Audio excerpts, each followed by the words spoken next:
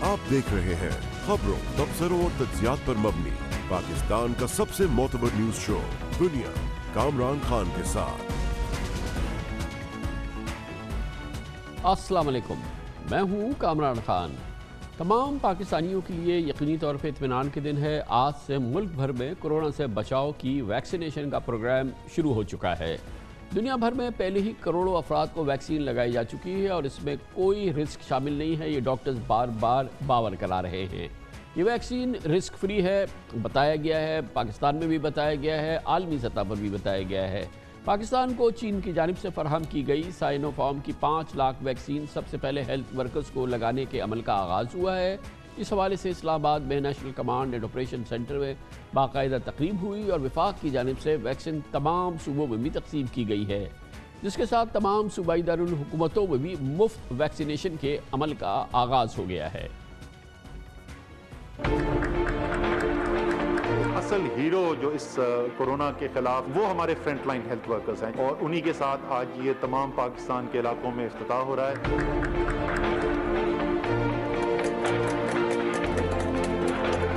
जो 83,000 डोजेज हैं उसमें पहली प्रायोरिटी हेल्थ केयर वर्कर्स है। मैं हुकूमत पाकिस्तान का भी शुक्रगुजार हूँ।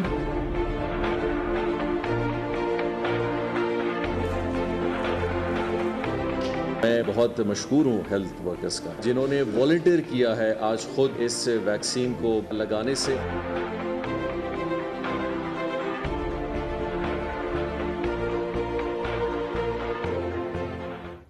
पाकिस्तान में पहले जो जिनको वैक्सीन लगी है हेल्थ वर्कर्स वो कहते हैं कि वैक्सीन साइड इफ़ेक्ट्स नहीं हैं और अवाम इसे लगवाने से ना कतराएं, कोई मसला नहीं है, वैक्सीन लगवाएं।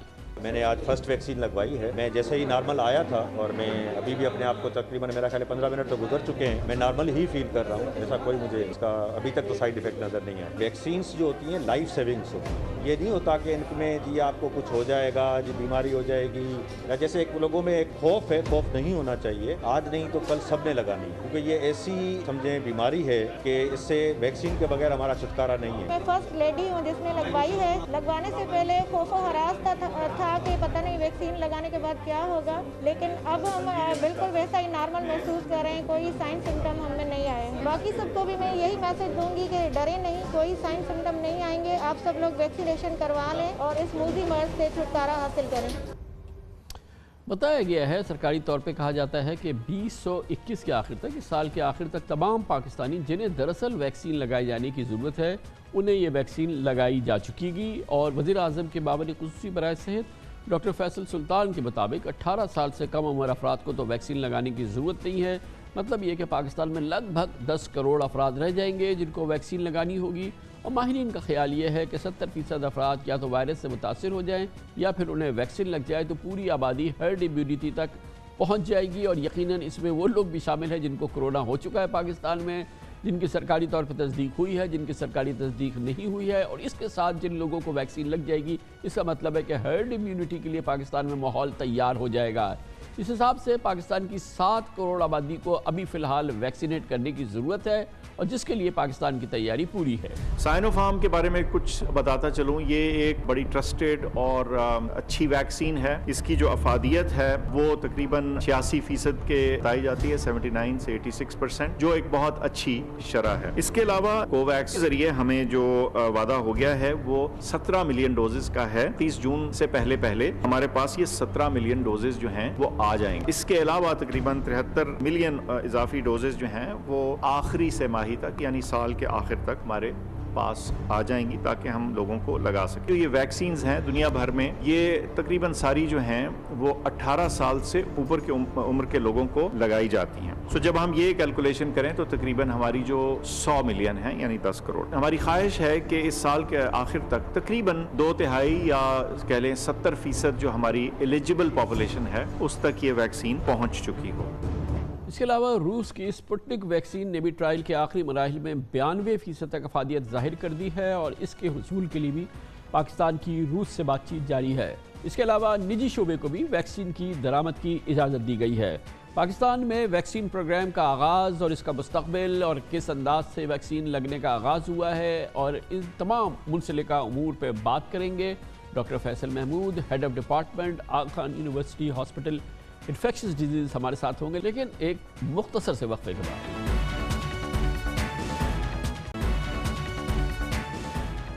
پاکستان میں کرونا ویکسینیشن کا آغاز ہو چکا ہے۔ آج پاکستان کے چاروں صوبوں میں ہیلتھ کیئر ورکرز ہیں ان کو یہ کرونا کی ویکسین لگنے بھی شروع ہو گئی ہے، اور جس کی پوری تفصیلات ہم نے وقفے سے قبل آپ کے سامنے شیئر کی۔ اب اس موضوع پہ بات کرنے کے لیے ہمارے ساتھ ہیں ایک بار پھر جناب doctor Faisal Mahmood, head of department Aga Khan university hospital infectious diseases. بہت بہت شکریہ ڈاکٹر صاحب، آپ نے ہمارے لیے وقت نکالا۔ آج ماشاءاللہ جو ہمارے فرنٹ لائن ورکرز ہیں، ہیلتھ کیئر ورکرز ہیں، ان کو پورے پاکستان میں ویکسینیشن ان کی شروع ہو گئی ہے، اور آپ کے بھی جاننے والوں کو لگ رہی ہے۔ کیا فیڈ بیک ہے اب تک کا جنرلی؟ جنرلی فیڈ بیک اس کا سو فار اچھا ہے۔ کسی بھی ویکسین کی طرح ویکسین لگانے کے بعد کچھ لوگوں کو تھوڑا سا ہاتھ میں درد ہوا ہے، پر اس کے علاوہ اور کوئی منفی اثرات ابھی تک نظر نہیں آئے اس کے۔ اور ویسے بھی یہ ویکسین ہو یا دوسری ویکسین ہو، ایز سچ تو ان میں کوئی فرق نہیں ہے۔ جیسے ایک عام آدمی کے لیے جیسے ایک انجیکشن ایڈمنسٹر کیا جاتا ہے، اسی طرح سے یہ ویکسین بھی ہے۔ اس میں کوئی خصوصی تو کوئی الگ سے کوئی بات نہیں ہوگی، یا کوئی ایک الگ احساس تو نہیں ہوگا؟ نہیں جی، بالکل جیسے دوسری ویکسینز ہیں یہ بالکل اسی طرح سے ہوگا۔ جن لوگوں کو پہلے فلو کا ویکسین لگا ہو یا نیمونیا کا ویکسین لگا ہو، یہ بالکل اسی طرح سے کہ عام سا ایک انجیکشن ہے، اور اس کے بعد کچھ لوگوں کو تھوڑا سا درد ہوتا ہے، but that's about it، اور کوئی ریلیز کے منفی اور ڈاکٹر صاحب یہ جن کو ویکسین آج لگی ان کو پھر اس کی دوسری ڈوز لگنی ہے 21 دن کے بعد؟ جی بالکل۔ تو ویکسین کے بعد ویسے بھی ہم لوگ 30 منٹ کے لیے تو لوگوں کو دیکھتے ہیں، آبزرو کرتے ہیں۔ اس کے بعد سیکنڈ ویکسین لگتی ہے تقریباً 3 ہفتے بعد، اور اس سیکنڈ ڈوز کے بعد ہی ہم یہ کہہ سکتے ہیں کہ بھئی آپ کووڈ سے بچے رہیں گے۔ اور وہ جو بچنے کی مدت ہے، یہ کیا سائنس نے اب ڈٹرمن کر لیا ہے کہ یہ کتنے عرصے کے لیے آپ بچے ہوئے ہیں؟ جی، تو اس کا ابھی تک تعین نہیں ہوا کہ آپ کی امیونٹی جو ویکسین سے بنتی ہے وہ کتنے لمبے عرصے کے لیے رہتی ہے، اینڈ اس کی بیسک ریزن یہ ہے کہ obviously یہ ویکسین نیا ہے، اینڈ پروبیبلی جیسے جیسے تحقیق آتی ہے تو اس پہ ہم کو تھوڑا سا اور آئیڈیا ملے گا کہ اس کے لیے آگے جا کے بوسٹر لگانے کی ضرورت ہوگی کہ نہیں ہوگی، یعنی کہ ایک ایکسٹرا ڈوز ہر سال پہ یا ہر کچھ سالوں بعد۔ اچھا، اب ڈاکٹر صاحب یہ جب ہیلتھ کیئر ورکرز کو لگ جائے گی، اس کے بعد جو ہماری ایلڈرلی پاپولیشن ہے اس کو اس کا عمل شروع ہوگا۔ یہ بتائیے گا کہ کوئی اگر پاکستانی جو کہ ہیلتھ کیئر ورکر نہیں ہے، یا وہ اس کی عمر 65 سال 70 سال نہیں ہے، مگر وہ ویکسین لگوانا چاہتا ہے، اپنے آپ کو محفوظ کرنا چاہتا ہے، اس کے پاس کوئی آپشن نہیں ہے کہ وہ کیسے ویکسین لگائے، کہاں سے لگائے، اور دور تک بھی نظر نہیں آتا؟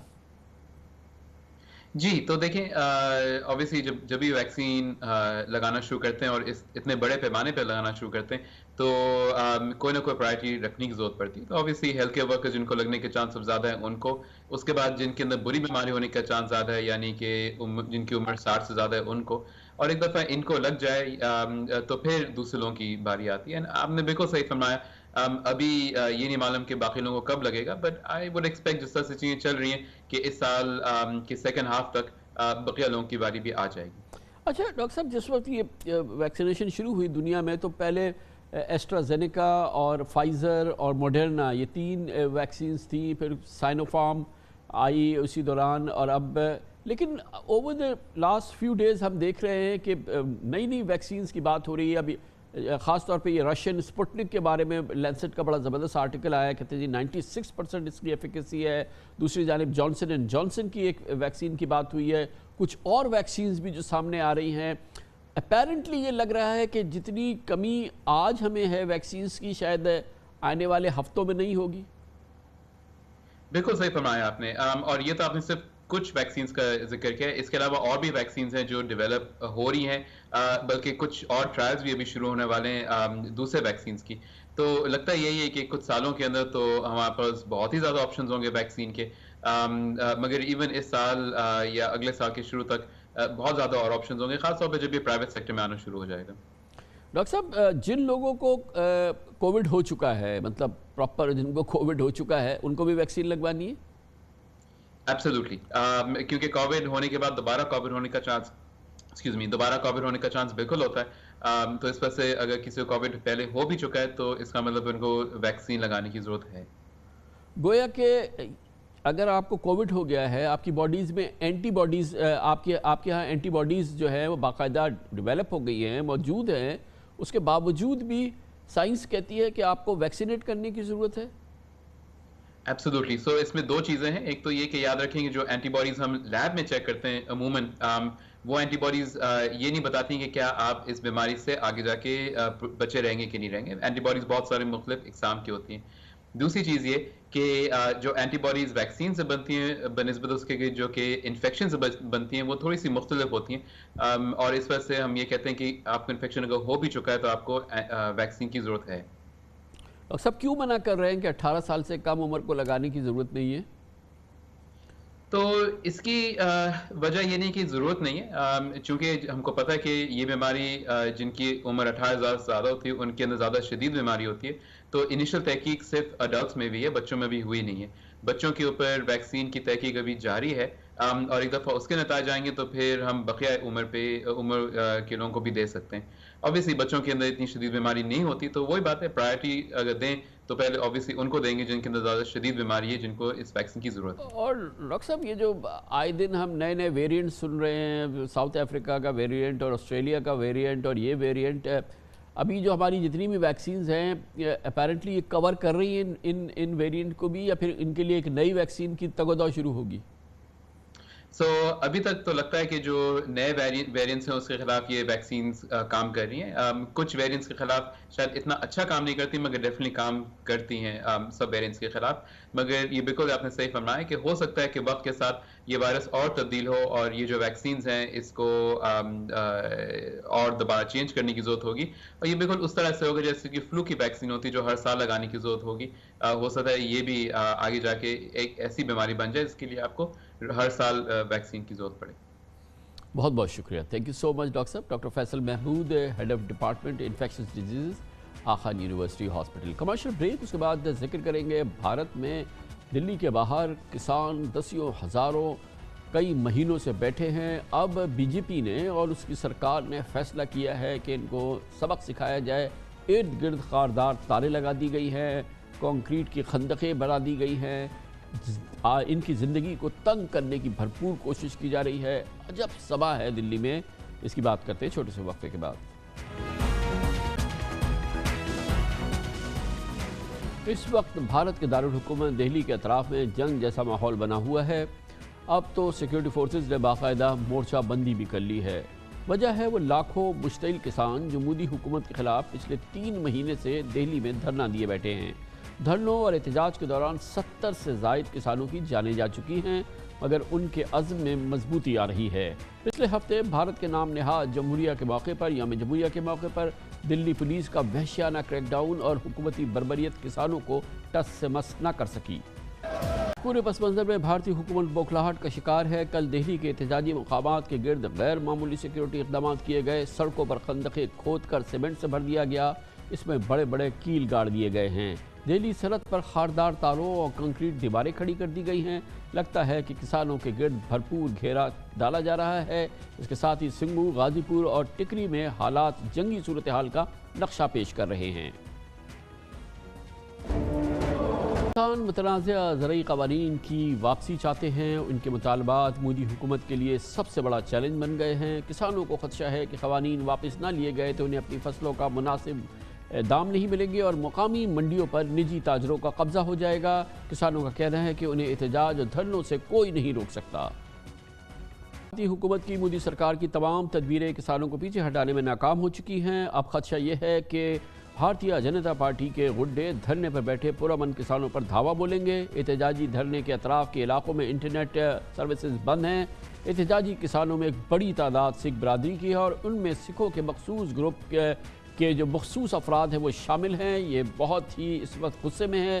سکھوں کا یہ وہ طبقہ ہے جو مذہب کو بہت ہی مضبوطی سے فالو کرتا ہے. یہ لوگ سکھوں کی حفاظت کے لیے جان دینے سے پیچھے نہیں ہٹیں گے اور اس وقت یہ صورتحال بہت چارجڈ ہے.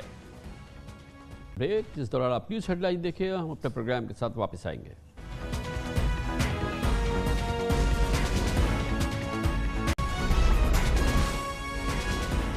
آپ دیکھ رہے ہیں خبروں، تبصروں اور تجزیات پر مبنی پاکستان کا سب سے معتبر نیوز شو دنیا، کامران خان کے ساتھ. اپوزیشن کی حکومت مخالف تحریک PDM کے بینر تلے اس کا آغاز تو زبردست شعلہ بیانی سے ہوا تھا، ماحول کو بہت گرما دیا گیا تھا، لیکن 5ویں مہینے میں تمام تجزیہ کار، نیوز آبزرور یہ سمجھتے ہیں کہ تحریک ٹھنڈی پڑ گئی ہے، بلکہ اب شاید PDM کو گرمانا بہت مشکل ہو جائے گا۔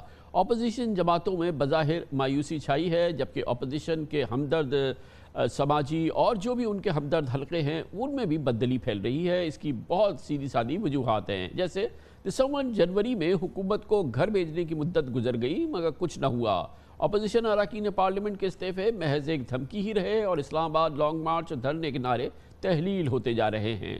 پہیا جام، شٹ ڈاؤن، ہڑتال، جیل بھرو تحریک کا بیانیہ بھی بالکل غائب ہے، جبکہ اپوزیشن کا سینٹ اور ضمنی الیکشن سے بائیکاٹ کا وعدہ، ارادہ اور عزم ایک مذاق بن گیا۔ تازہ ترین پیش رفت یہ ہے کہ الیکشن کمیشن نے آج سے سینٹ الیکشن کے لیے کاغذات نامزدگی فراہم شروع کر دی ہے، اس کا آغاز ہو گیا ہے۔ یقیناً تمام اپوزیشن جماعتیں سینٹ الیکشن میں بڑھ چڑھ کر حصہ لیں گی اور اس وقت ان کی ترجیح اول وہ الیکشن ہے جس کا وہ بائیکاٹ کرنے جا رہے تھے۔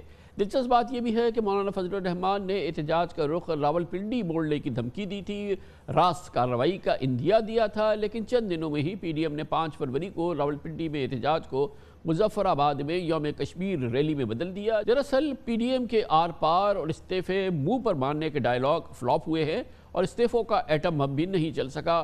نوبت یہ آ چکی ہے کہ اسٹیبلشمنٹ کو انتہائی سخت لہجے میں پکارنے والے مولانا فضل الرحمان بھی اب اپنے لہجے کو نرم کر چکے ہیں اور اب وہ بظاہر اسٹیبلشمنٹ سے شکوے اور اسٹیبلشمنٹ کو منانے کی بھی بات کرتے ہیں۔ ہماری جنگ حکومت کے ساتھ ہے، اسٹیبلشمنٹ سے ہماری جنگ نہیں ہے، اسٹیبلشمنٹ سے ہماری شکایت ہے، ہمارے گلے ہیں، ہمارا اس کیا جنگ ہے؟ جب یہ تصور ہی نہیں ہے یہاں پر اور محاذ جنگ ہی یہ نہیں ہے، مجھے کیا پڑی ہے کہ میں یہ بات کہوں کہ میری جنگ جو ہے آرمی چیف کے ساتھ ہے یا میری جنگ ISI کے ساتھ ہے۔ یہ جو آپ لوگوں نے ایک تصور قائم کیا ہوا ہے کہ اسٹیبلشمنٹ کے ساتھ لڑائی، بابا ہم نہیں لڑ رہے، ہم کسی سے اداروں سے جنگ نہیں لڑنا چاہتے، لیکن اگر وہ غلط کام کرتا ہے تو کیا غلط وہ غلط بھی نہ کہیں، شکایت بھی نہ کریں، گلہ بھی نہ کریں۔ یہ کوئی انڈیا کی فوج ہے کہ ہم سے گلہ نہ کریں اور اس کو دشمن سمجھے؟ اپنوں سے شکایت ہوتی ہے۔ میں پاکستان کی اداروں سے شکایت کرتا ہوں، ہم تو کہتے ہیں فوج متحد رہے، ہم تو کہتے ہیں ادارے مستحکم رہیں، تو اس حوالے سے ہماری سوچ کا احترام کیا جائے۔ مناسب گفتگو ہے اور شروع میں بھی اگر یہی گفتگو رہتی تو کوئی مسئلہ ہی نہیں تھا، مگر اس تمام پس منظر کے باوجود تمام اپوزیشن پارٹیز کے اندرونی جو حلقے ہیں اور جو تجزیہ کار ہیں وہ سب مانتے ہیں کہ دراصل پیپلز پارٹی نے PDM تحریک کو نقصان پہنچایا یا اس کی ہوا نکال دی۔ بلاول نے پہلے احتجاج، دھرنے اور لانگ مارچ کی مخالفت کی، پھر ضمنی اور سینٹ الیکشن لڑنے کا اعلان کیا اور آخر میں استعفوں کے بجائے حکومت کے خلاف تحریک عدم اعتماد لانے کا ایک نیا معاملہ شروع کر دیا ہے۔ بلاول کی حکمت عملی گویا کہ آصف زرداری صاحب کی حکمت عملی سے مریم نواز اور مولانا فضل الرحمان میں مایوسی کی لہر دوڑ گئی ہے۔ پاکستان پیپلز پارٹی PDM کے پلیٹ فارم کے تھرو انشاءاللہ تعالی جمہوری، آئینی، قانونی طریقے سے اس حکومت کو گھر بھیج دیں گے۔ ہمیں وار کرنا ہے تو اسمبلی میں کرنا ہے، ہم نے حملہ کرنا ہے تو آئینی اور قانونی طریقہ، تو جمہوری طریقہ یہ ہے کہ ہم عدم اعتماد لے کر آئیں۔ بلاول صاحب کی تجویز جو ان ہاؤس انہوں نے چینج کی بات کی ہے، ان کے پاس اگر نمبرز ہیں تو ضرور شو کریں۔ مسلم لیگ نون اور بہت ساری باقی جماعتیں اسی پہ یقین رکھتے ہیں کہ استعفے دینے چاہیے اور ضرور دینے چاہیے۔ لانگ مارچ پہ بھی آلموسٹ سب کا کنسنسس۔ ہم غیر جمہوری کوئی تو نہیں ہے جو کوئی غیر جمہوری طاقت دکھاتے یا کسی غیر آئینی طریقے سے ہٹانا چاہیں، یہی جمہوری، پارلیمانی اور آئینی طریقہ ہے اس حکومت کو ختم کرنے کے لیے، اور اس ہی بات پہ انشاءاللہ تعالی ہم PDM کو قیادت کو ایک پیج پہ لے کر آئیں گے، یہ کام کرے، پارلیمان میں قدم اٹھائے اور انشاءاللہ تعالی ہم کامیاب ہیں۔ ان ہاؤس کا پہلو میرے نزدیک کمزور ہے۔ ماضی کا جو ایک تجربہ ہے سینٹ چیئرمین کے خلاف، وہ اس کو جاندار نہیں کہہ رہا ہے۔ یہ تو جس پارٹی نے بات کی ہے وہ تمام فورم کو مطمئن کرے گی، تو پھر اس کے بعد اس کو PDM کا فیصلہ کہا جائے گا نا۔ مسلم لیگ نون کھل کے اور اس کی سینئر لیڈرشپ کھل کے، جن میں شاہد خاقان عباسی، حسن اقبال وغیرہ بھی شامل ہیں، بلاول بھٹو کی جانب سے تحریک عدم اعتماد کی مخالفت کر رہے ہیں۔ شاہد خاقان صاحب کا کہنا ہے کہ اگر پیپلز پارٹی استعفے نہیں دے گی تو وہ PDM سے باہر ہوگی۔ حسن اقبال کا کہنا ہے کہ چیئرمین سینٹ کے خلاف بھی تحریک عدم اعتماد ناکام ہوئی، اب کامیابی کی کیا ضمانت ہے؟ PDM نے اپنا अगला मरहला तय करना है, जिसमें लॉन्ग मार्च है और इस्तीफे हैं। अदम एतमाद को पहले भी मुशावरत का हिस्सा बना था ये मामला, उसमें कोई ज्यादा पजीराई इस मामले को नहीं थी। पीडीएम के अंदर पीपल्स पार्टी इस्तीफे पीडीएम के अंदर मुशावरत के बाद अगर नहीं देगी तो पीडीएम से बाहर होगी। तो ये मामलात मुशावरत से तय होते हैं। जब एक बात तय हो गई, फिर जो उसकी पाबंदी नहीं करेगा वो पीडीएम का हिस्सा नहीं रह सकता, फिर वो अवाम को फेस करे। मुस्लिम लीग नून की सोच है, हम समझते हैं कि अगर बिलावल भुट्टो साहब के पास ऐसे नंबर्स हैं तो वो जरूर पेश करें जिससे वो तहरीक अदम एतमाद ला सकते हैं। लेकिन सेनेट के अंदर हमने देखा कि जहां नंबर्स हमारे पास थे वहां भी तहरीक अदम एतमाद कामयाब नहीं हुई थी। तो लिहाजा हमें एक ही रास्ता है जिस पर चलना चाहिए, और वो ये है कि इस हुकूमत के खिलाफ एक फैसला कुन लॉन्ग मार्च करनी चाहिए। इस पूरी सूरत हाल पे नई सियासी मंजरनामा हमारा, इस पर गुफ्तगू करने के लिए इसका बेहतरीन तजिया हासिल करेंगे पाकिस्तान के नामवर सीनियर सहाफ़ी कॉलम नवीस जनाब सलीम साफ़ी हमारे साथ मौजूद हैं। बहुत बहुत शुक्रिया सलीम साफ़ी साहब, आपने हमारे लिए फिर वक्त निकाला है। ये फरमाइएगा कि जब ये सितंबर में पीडीएम का क़याम हुआ, उसके बाद से तकारीर वगैरह का सिलसिला शुरू हुआ, तो क्या आप समझते हैं कि उस वक्त जो आपके अंदाज़े थे या जो आपका ख्याल था या जो आपकी कैलकुलेशन थी कि ये तहरीक किस तरफ बढ़ रही है और किस अंदाज से आगे बढ़ेगी और उसके कितने असरात होंगे इमरान खान पर और उनके सर्वाइवल पर, क्या आज आप ये समझते हैं कि वो अंदाज़े आपके गलत साबित हुए, और वो गलत साबित हुए तो उसकी वजह क्या थी? नहीं कामरान साहब, एक तो ये कि मैं उस रोज़ भी एक वीडियो लॉग में कह दिया था कि हम में से कोई भी तज्जियाकार नहीं रहा, क्योंकि तज्जिया आप उस सूरत में कर सकते हैं कि जब कोई मुल्क किसी कायदे कानून या ज़ाब्ते के मुताबिक चल रहा हो। इस वक्त पाकिस्तान में कोई ज़ाब्ता नहीं है, गेम के कोई रूल्स नहीं है, चंद अफराद के हाथ में मामला है और उनके दिल में रात को क्या आता है, तो ज़ाहिरी बात है कि वो सारा तज्जिया उलट हो सकता है। पीडीएम से हमने कभी भी ये तवक्को वाबस्ता नहीं की थी, अगरचे उन्होंने जो शुरू में एजेंडा दिया था वो बड़ा जारहाना और किसी हद तक गैर हकीकी था, लेकिन इतनी बड़ी डेवलपमेंट वो थी कि जो ख़ुद हुकूमत और इस्टेब्लिशमेंट दोनों के लिए सरप्राइज़ थी, क्योंकि एक ऐसा अलायंस जिसमें कौम परस्त भी हों, जिसमें मजहबी भी हों, जिसमें सिंध कार्ड रखने वाली कौमी जमात पीपल्स पार्टी भी हो और जिसमें पंजाब में गहरे रूट रखने वाली मुस्लिम लीग नून भी हो, तो उससे पहले 2 साल 2.5 साल तो इस मुल्क में अपोजिशन सिरे से थी ही नहीं। हाँ, अब जो कुछ हुआ है तो पीडीएम अखलाकी जवाज़ से महरूम हो गई है, और जो पोजीशन पिछले दौर में इमरान खान साहब और पीटीआई की थी कि असम्बली को जाली भी कहो, उस पर हमले भी करो और फिर उस असम्बली में सर झुका के जाके बैठ भी जाओ, तो वो अखलाकी पोजीशन उसी तरह अब पीडीएम भी उससे महरूम हो गई है।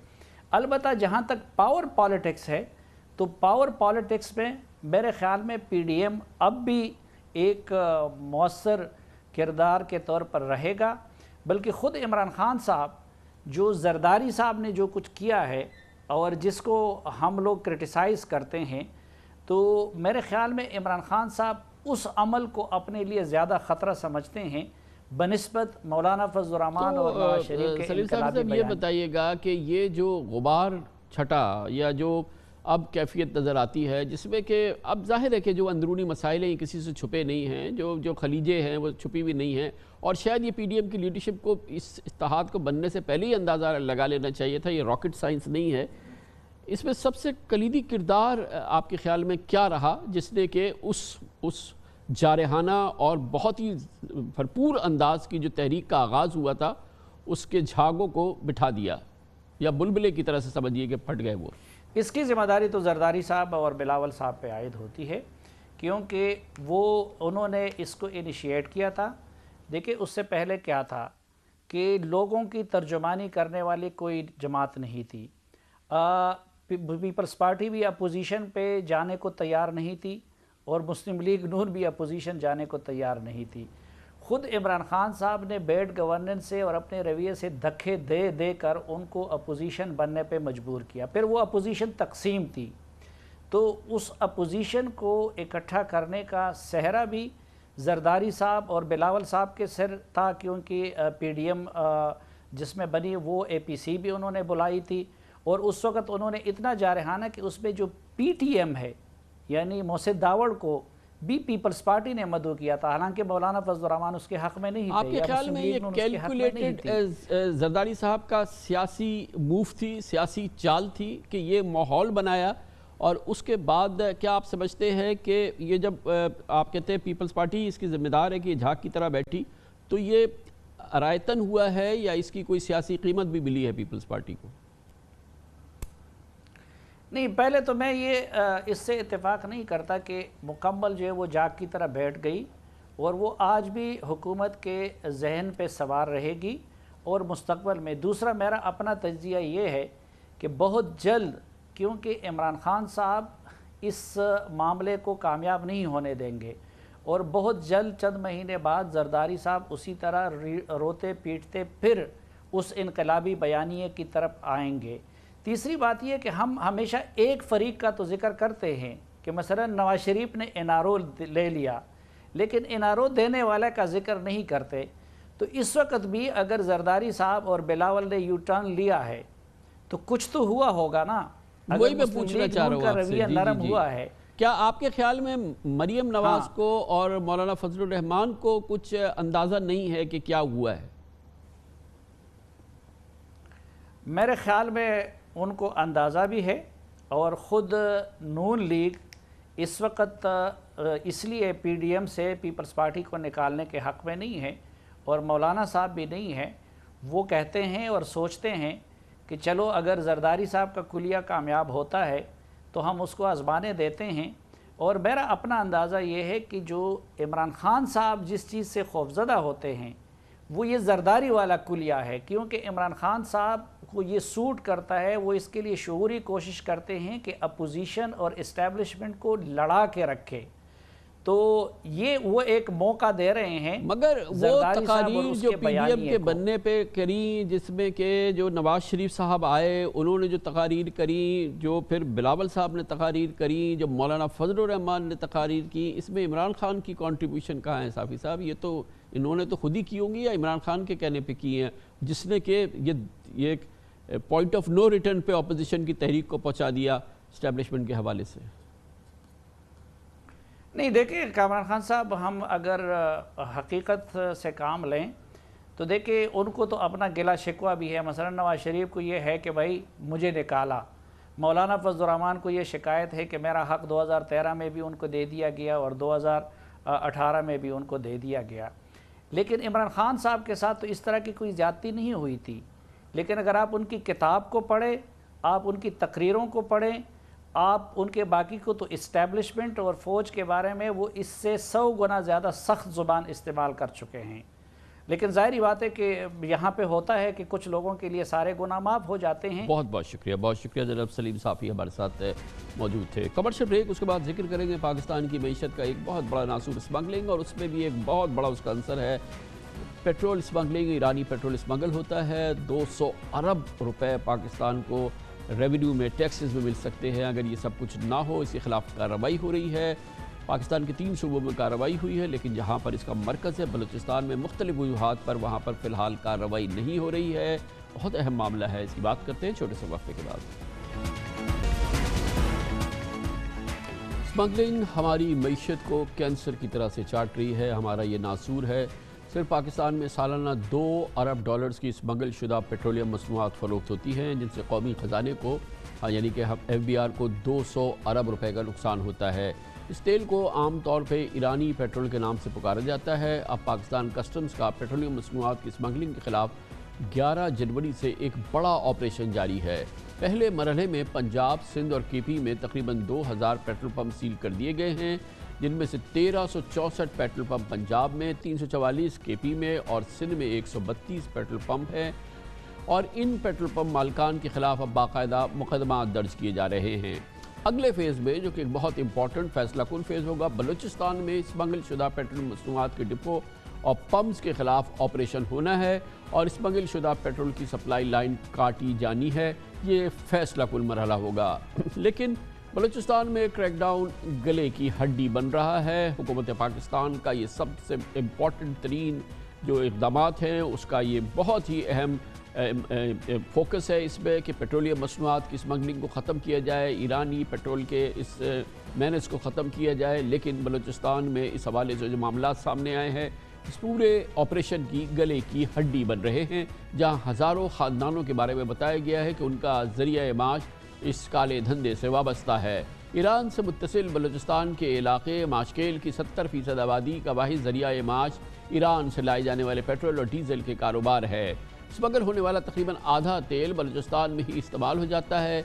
चागी, वाशक, पंजगोर, केच, तुरबत और गवादर के अजला में ईरानी तेल और डीजल आम मिलता है और 80% ट्रांसपोर्ट सिस्टम इसी से चल रहा है। स्मगलर्स मुख्तलिफ चेक पोस्ट और शहर के दाखिली और खारजी रास्तों पर मुबैना तौर पर रिश्वत देकर तेल लाते हैं। प्राइम मिनिस्टर साहब ने ख़ुद इसको लीड किया है और उनका बड़ा रिज़ॉल्व बड़ा स्ट्रॉन्ग है। जब पॉलिटिकल रिज़ॉल्व स्ट्रॉन्ग हो तो फिर एडमिनिस्ट्रेशन के लिए बहुत आसानी हो जाती है। वी नो दैट देन कि हम ये जो काम करेंगे हमारे पीछे हमारे सियासी क़यादत भी हमारे साथ है। आर्मी की तरफ से बड़ा रिज़ॉल्व है, इंटेलिजेंसीज़ की तरफ से ख़ासतौर पे ISI की तरफ से हमें बड़ा सपोर्ट आया है। पहले हम ये करते थे और लॉ भी ज़रा सा वीक था कि सिर्फ हम तेल ज़ब्त कर सकते थे। अब लॉ ये बन गया है कि जो स्मगल गुड्स को स्टोर भी करेगा, रिटेल भी करेगा और उसके ट्रांसपोर्ट करेगा, उन सब की जायदादें भी जो इमूवेबल प्रॉपर्टी है वो भी फॉरफीट की जाएगी।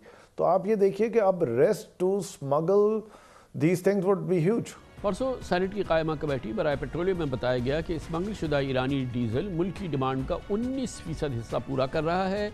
सेनेटर कबीर शाही ने बताया कि बलूचिस्तान में 22 लाख अफराद का रोज़गार ईरानी पेट्रोल से फ़रोख्त से वाबस्ता है। ये लोग मोटरसाइकिलों पर 20-20 लीटर की कैन सप्लाई करके रोज़ी कमाते हैं और अगर मुतबादिल रोज़गार के बगैर उनके खिलाफ ऑपरेशन हुआ तो वो ख़तरनाक मनफी सरगर्मियों पर राग़िब होंगे।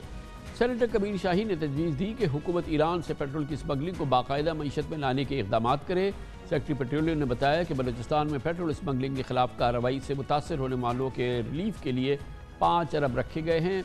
हमें बताया गया है कि वज़ीर-ए-आज़म इमरान खान ने ये पहले ही तय कर दिया है कि मुतबादिल रोज़गार के इंतज़ाम किए जाएँ। जो कौमी ऑयल मार्केटिंग कंपनीज़ हैं वो वहाँ पर अपने प्रॉपर स्टेशंस बनाएँ, अपने गैस स्टेशंस बनाएँ और इस तरह से ये लोगों को मुलाजमत के मौक़े फराहम किए जाए और फिर फ़ैसला कुन बेखनी की जाए ईरानी पेट्रोल के स्मगलिंग की बलूचिस्तान के इलाकों से। और इसीलिए फ़िलहाल बलूचिस्तान के हवाले से कोई काबिल ज़िक्र और डायरेक्ट कार्रवाई नहीं की जा रही और इसके लिए फ़िलहाल वहाँ पे जो रोज़गार के मुतबादिल निज़ाम की इस वक्त कोशिश की जा रही है कि उसको कायम किया जाए।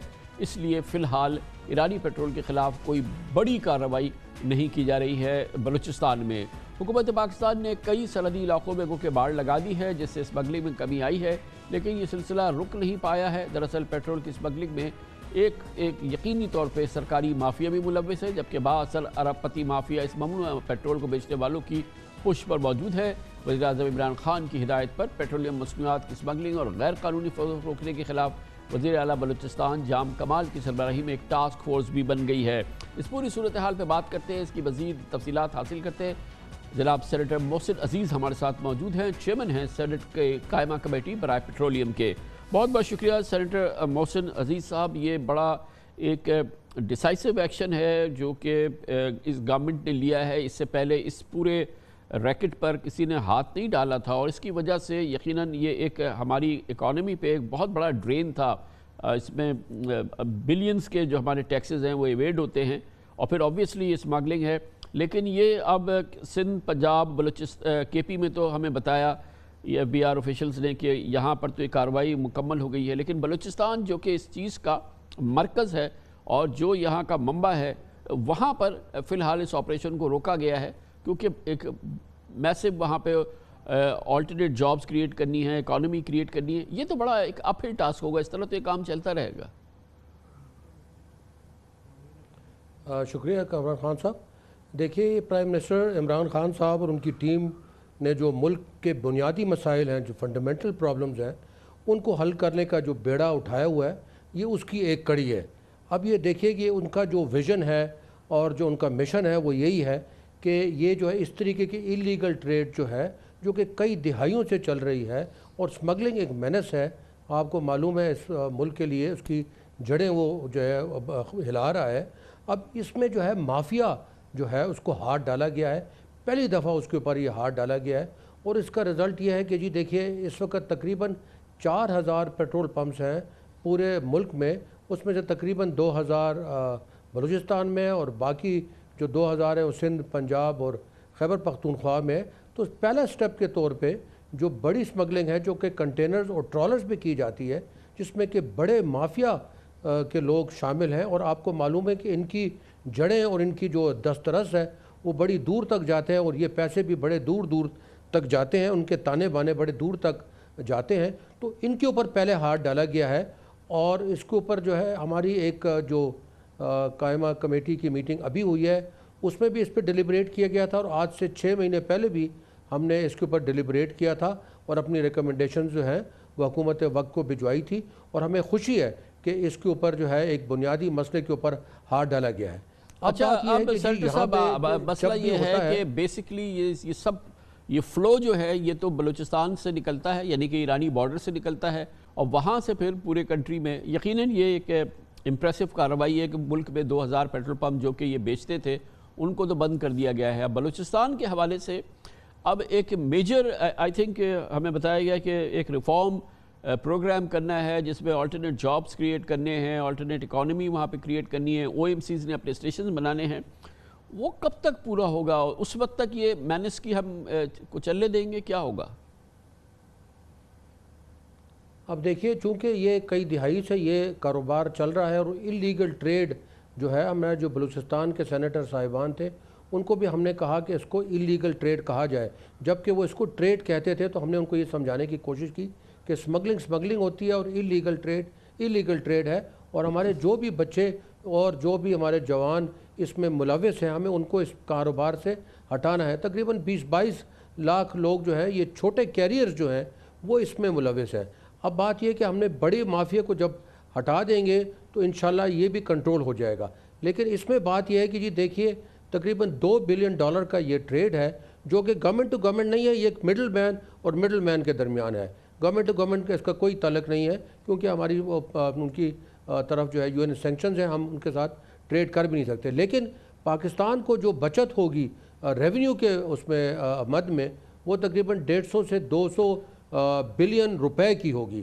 یہ ایک اتنی خطیر رقم ہے جو کہ میں سمجھتا ہوں کہ وہاں پہ اگر کوئی انڈسٹریل اسٹیٹ ہے، لیکن جو کچھ بلوچستان میں ہونا ہے اس کی ایریڈیکیشن کے لیے، اور یہ جو لوگ ہمارے مافیاز ہیں بیسیکلی جو کہ ان بیچارے غریبوں کو یوز کر رہے ہیں، اور آئی ایم شیور کہ اس میں ہزاروں بچے ہمارے جو ہیں وہ ان کا یہ معاش ہے۔ اب اس کو اب حکومت کر کیا رہی ہے اس کے لیے؟ یہ فی الحال یہ سارا کام تو روک دیا گیا ہے، لیکن کیسے یہ اب اس میں کتنی تیز رفتاری سے کام ہو رہا ہے؟ دیکھیں یہ 2 پرونگ اس کی اسٹریٹجی ہے۔ ایک تو اسٹریٹجی یہ ہے کہ وہاں پہ OMCs کے اس وقت PSO ہے یا شیل ہے یا جو باقی کمپنی ٹوٹل وغیرہ ان کے وہاں پمپس ہی اویلیبل نہیں ہے، یہ کبھی لگے ہی نہیں تھے وہاں پہ۔ تو ایک تو جو بارڈر ایریاز ہیں towards Quetta and onwards, Gwadar ہے یا جو بھی جگہ ہے، وہاں پہ ایک تو یہ پمپس جو ہے ہم نے بھی ڈائریکشن دی ہے اور پرائم منسٹر صاحب نے بھی ڈائریکشن دی ہے کہ وہاں پہ لیگل پمپس لگائے جائیں۔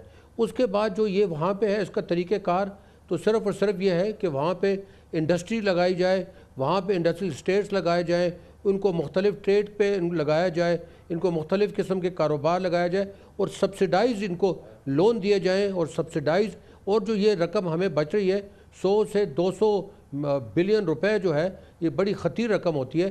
اس میں سے اگر آدھا بھی ان کے عوام پہ وہاں پہ لگا دیا جائے تو میں سمجھتا ہوں کہ یہ چند ہی ماہ میں آپ اس کا رزلٹ دیکھیں گے۔ بہت بہت شکریہ جناب سینیٹر محسن عزیز، سربراہ ہیں سینٹ کی قائمہ کمیٹی برائے پیٹرولیم کے ہمارے ساتھ موجود تھے۔ کمرشل بریک، اس کے بعد ذکر کریں گے پاکستان سٹاک ایکسچینج کے لیے بہترین زمانہ ہے۔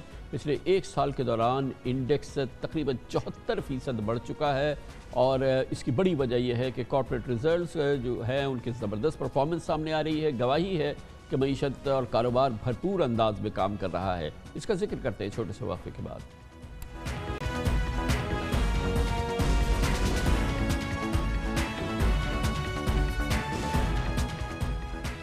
यकीनन पाकिस्तान में मईशत में कारोबार में बेहतरी के आसार है, नुमाया आसार है, मुस्तहकम आसार है। इसकी आज एक और फिर निशानी सामने आई। पाकिस्तान स्टॉक एक्सचेंज का इंडेक्स आज 40 माह की बुलंद तरीन सतह पर पहुंच गया। पिछले 11 माह के दौरान स्टॉक मार्केट में 74% इजाफा रिकॉर्ड किया गया है। जी हाँ, 11 माह में 74% इंडेक्स बढ़ा है।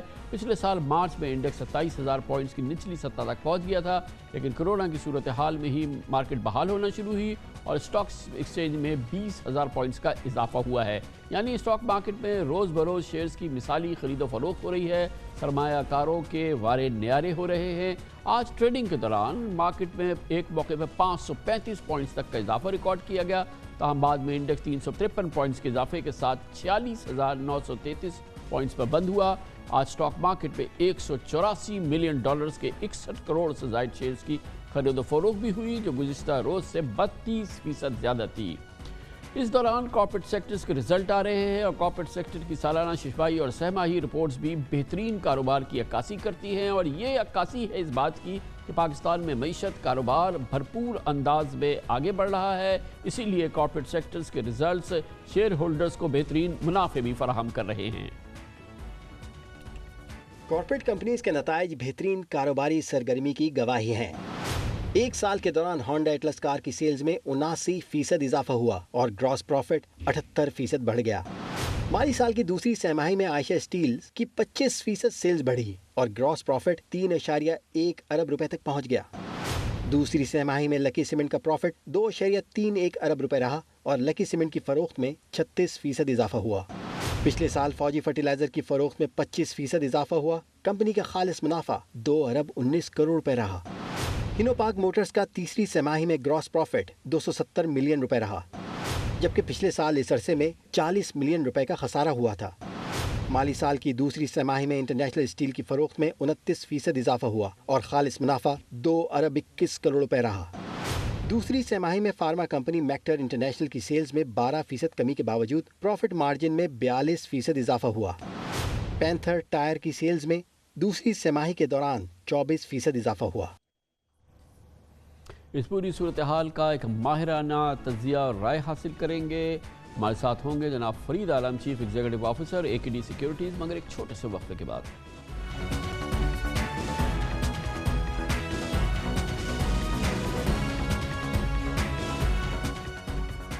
पाकिस्तान में मईशत कारोबार भरपूर अंदाज से आगे बढ़ रहा है। इसकी एक और गवाही आज पाकिस्तान स्टॉक एक्सचेंज ने दी, जो कि एक साल में तकरीबन 74% बढ़ गया है। आज 10 माह की बुलंद तरीन सतह पर पहुंच गया। इस पूरी सूरत हाल में बात करने के लिए हमारे साथ हैं फरीद आलम साहब, chief executive officer AKD securities. बहुत बहुत शुक्रिया फरीद आलम साहब। ये फरमाइएगा कि क्या ये अब सूरत हाल जो है इसको हम कह सकते हैं कि ओवर एग्जूबरेंस है, या ये कि कुछ लोग ज़्यादा ही अब इस वक्त एक्साइटेड हैं?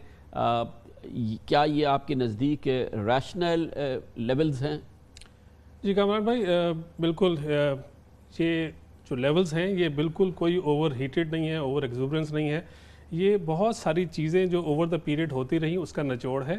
जिस तरह देखें, आज पाकिस्तान में जो पाकिस्तानियों को तो वैक्सीन आज लगी, लेकिन पाकिस्तानी कॉरपोरेट्स को स्टेट बैंक ने मार्च में ही वैक्सीन लगानी शुरू कर दी थी।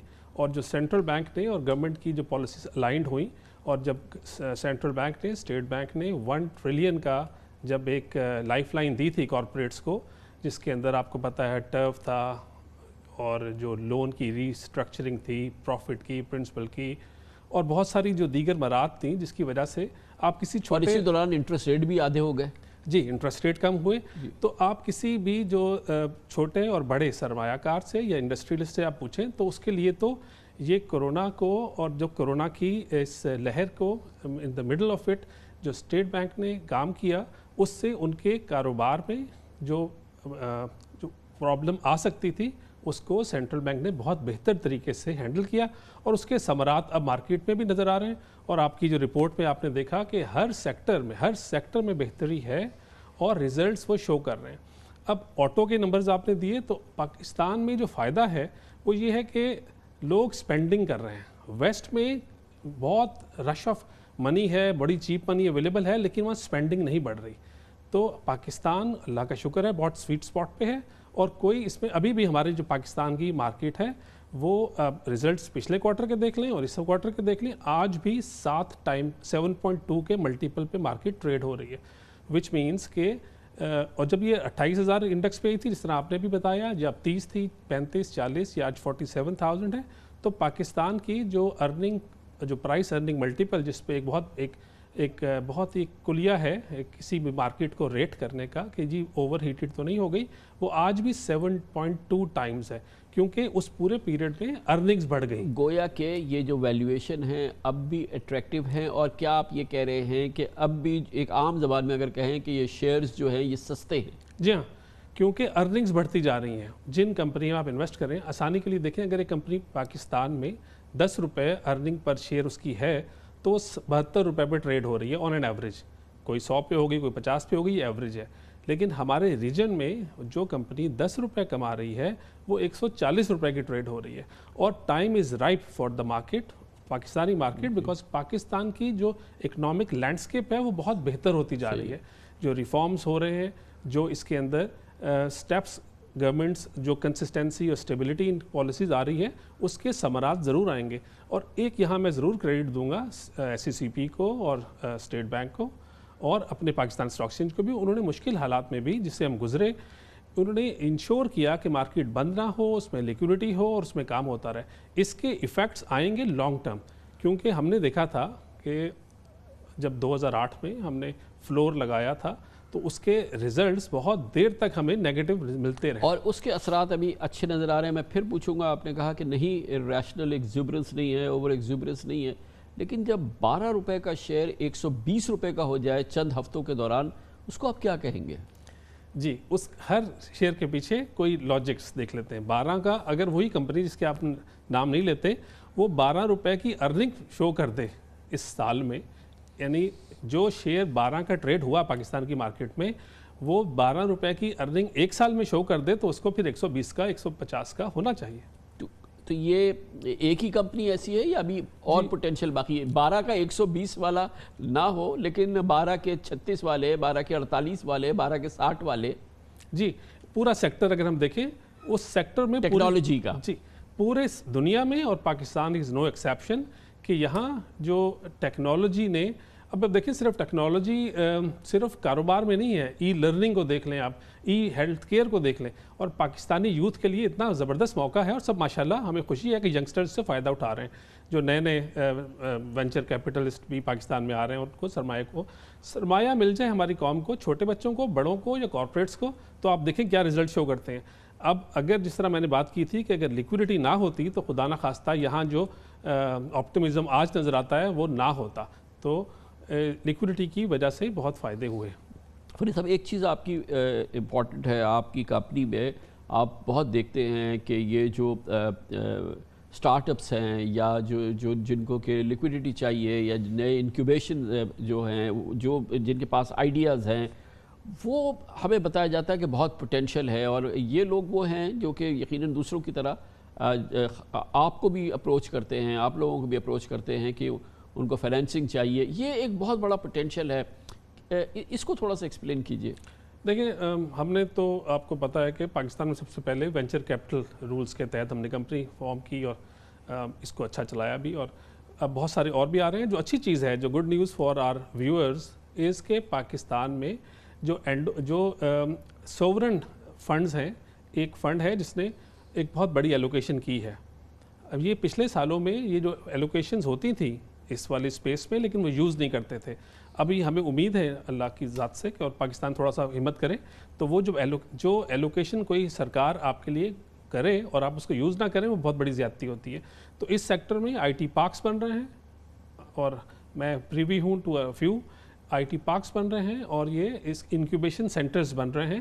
اور تو جہاں آ کے لوگ, جس طرح ایک زمانے میں شروع ہوا تھا دا انڈس انٹرپرینیور ٹائی کے نام سے, اور بہت سارے ڈفرینٹ ہیں, تو جو آئیڈیاز کو نرچر کر کے ان کو, جو ایک اچھے آئیڈیا کو اگر پیسے مل جائیں تو آپ کو پتہ ہے کہ آج کل ٹیکنالوجی کا دور ہے, وہ کہاں سے کہاں چیز جائے گی. اچھا یہ بتائیے فرید صاحب کہ یہ بڑا پوٹینشیل دیکھنے میں آیا ہے. اب سے کچھ ہی پہلے, 9 مہینے پہلے, سال پہلے تک پاکستان میں بڑی ہائی انٹرسٹ ریٹ ریجیم تھی, لوگوں کو کام کرنے کی ضرورت نہیں تھی, वो पैसे उठा के बैंक में रख देते थे, 13-14% उनको वहाँ से मिल जाता था, बैंक उठा के गवर्नमेंट को दे देते थे, वहाँ पे उनको ना हींग लगती थी ना फिटकरी, उनको वहाँ से फ्री में मिल जाते थे पैसे। अब मतलब कोई वारे न्यारे थे, इस किस्म के काम करने की ज़रूरत नहीं है। ये पूरा निज़ाम बदल गया है। जब ये निज़ाम बदला तो ये पैसा मार्केट में आना चाहिए, ये इन्वेस्टमेंट में आना चाहिए, ये आना चाहिए। क्या ये पैसा आया है अभी तक वापस, या अभी भी ये 5% 6% में फंसा हुआ है? कुछ ख्याल ये है कि शायद अब भी एक बहुत बड़ी लिक्विडिटी वहाँ पे स्टक है जो कि अनलीश हो सकती है। बिल्कुल सही है। मैं आपका आंसर इसका दूंगा आरडीए के थ्रू। एक बहुत अच्छा इनिशिएटिव है गवर्नमेंट का कि वो रोशन डिजिटल अकाउंट ओवरसीज़ पाकिस्तानीज के जरिए। तो टू आंसर योर क्वेश्चन, इस वक्त तक पिछले अरसे में जब से ये खुला है 80,000 अकाउंट्स खुले हैं पाकिस्तान में।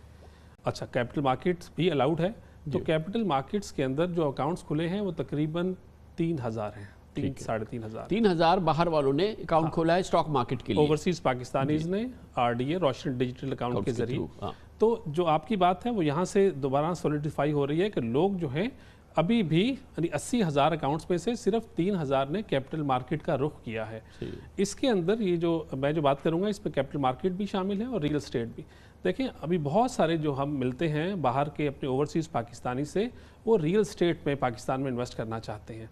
तो इसके अंदर अगर जो हो रहा है, एक हमारी बनी थी organisation RERA, real estate regulatory authority और आबाद मिलके, तो मुझे लगता है कि बहुत बड़ा पैसा पाकिस्तानियों का पाकिस्तान में आएगा अगर यहाँ हम कोई फॉर्मल काम कर दें, जिससे अभी देखें मेरे पास तो यहाँ स्टॉक एक्सचेंज में तो अभी एक छोटी अमाउंट आ रही है, नंबर ऑफ अकाउंट भी छोटे हैं, लेकिन मैं आपको एक और एग्जांपल देता हूँ इसकी कि रोशन डिजिटल अकाउंट ने क्या किया कि साकरा यानी पाकिस्तानी उसको लीगली पहले भी अलाउड था कि वो अकाउंट खोल सकते थे, लेकिन उसका प्रोसीजर इतना कम्बरसम था, सिर्फ फ्रिक्शन दूर की है, सिस्टम को स्मूथ किया है और आपके सामने नज़र आना शुरू हुआ कि रिज़ल्ट क्या आ रहा है।